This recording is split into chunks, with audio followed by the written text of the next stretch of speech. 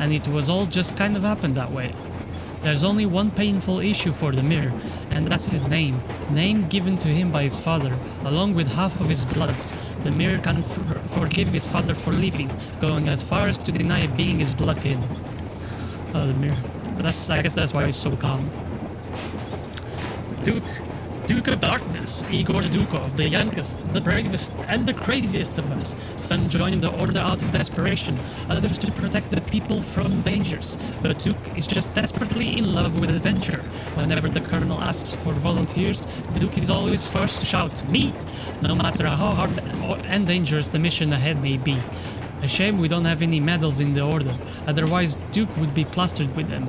He keeps looking up to the more experienced fighters, competing with them for the most kills, missions and wounds. For some reason, he pays particularly attention to comparing his achievements with mine. Perhaps it's because I'm closest to his age. Anna once said about him, "Quit your whining, Artyom. There are people here who dream of becoming like you." About Duke, was she right? He seems like a cool guy. I mean, shoveling coal down there, so... Yermak, the Aurora's permanent helmsman.